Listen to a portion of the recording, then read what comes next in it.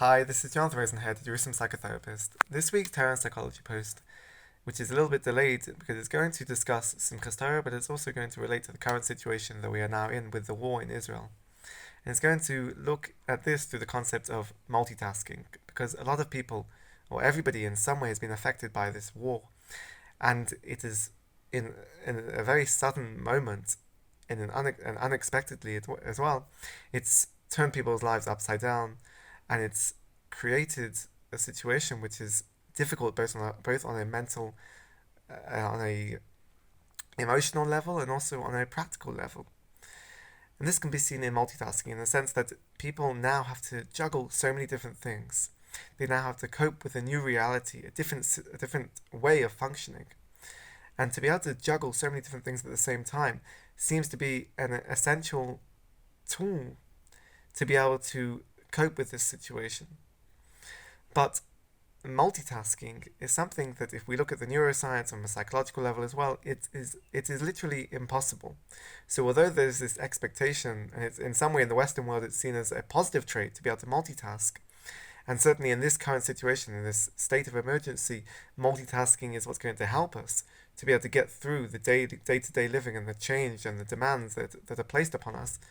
But if we look at the literature, as we say, it is impossible. The brain is not hard. It's hardwired to only function on, and to focus on one thing at a time, to give 100% to one task, and it is not able to give 100% and 100% to two things at the same time.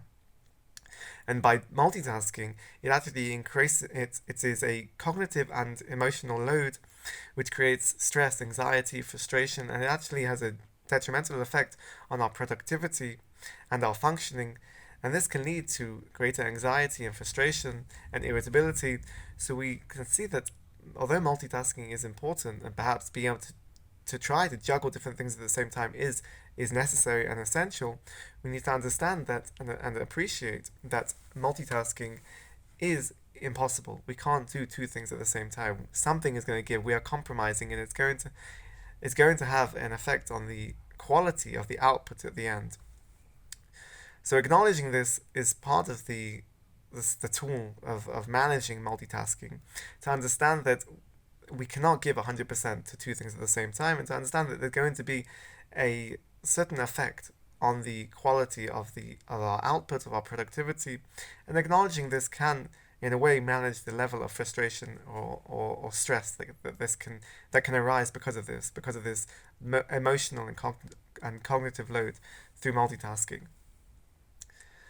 And if we're looking at now at Simchat Torah and the time that we are in as well, and how this relates to multitasking, there's a Mishnah and the Gemara and Sukkah as well, which discusses the idea of someone being on the way to perform a mitzvah, shluchei mitzvah, and they are the Mishnah says that they are potter from a sukkah. And this is based on the reasoning of Isaac b'mitzvah, potter min mitzvah, that if you are engaged in one mitzvah, you are exempt from performing another mitzvah. And there's a machlokes between the Ran and Tosfos on this. The Ran says that this is the concept, and we accept the concept that if you are engaged in one mitzvah, you are therefore exempt.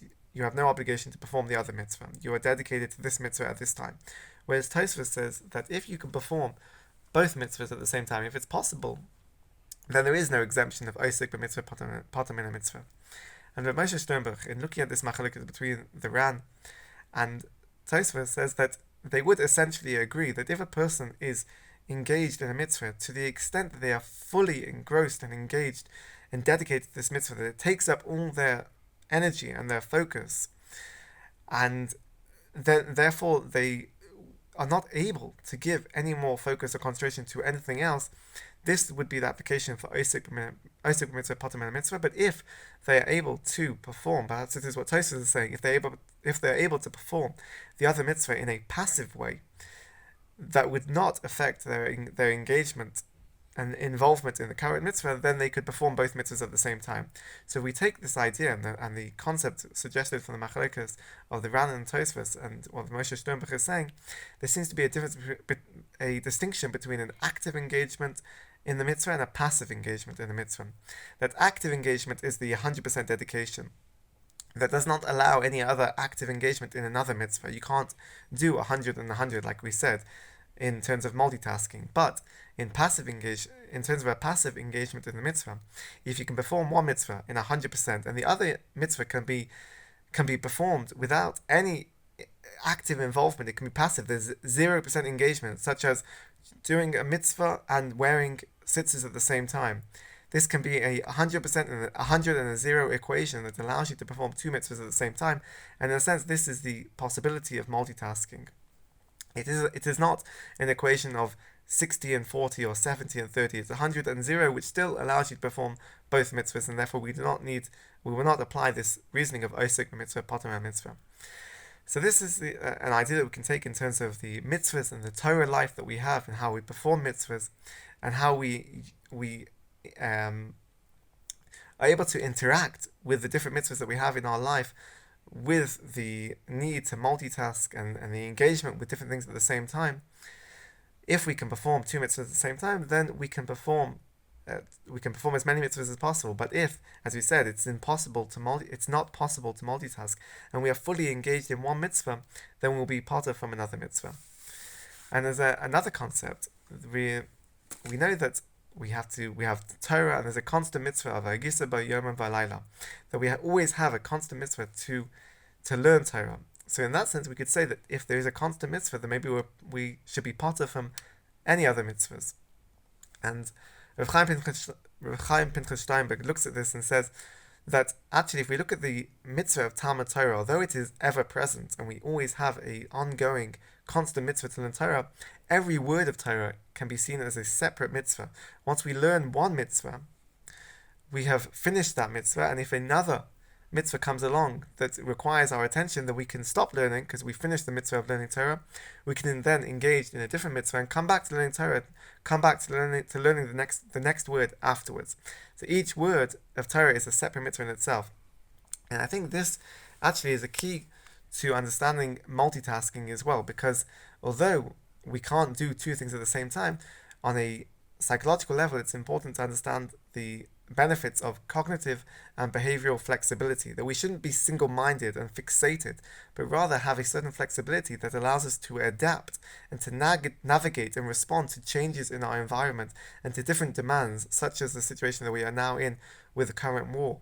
We have to be flexible. We have to be able to respond in an adaptive way, to learn and respond and react to certain changes in our environment. So, if we have a constant mitzvah to learn Torah, we aren't living a life which means that we are fully and only fixated in learning Torah, and we can't engage in any other aspects of our life or any other mitzvah, but rather we can say that once we have learned one word of Torah, we can now move on, and another mitzvah comes along, or something else happens in our life that requires our attention, we can stop and we can engage in that. That is the cognitive and behavioral flexibility that is essential to our life, and certainly is essential to the current situation that we are in.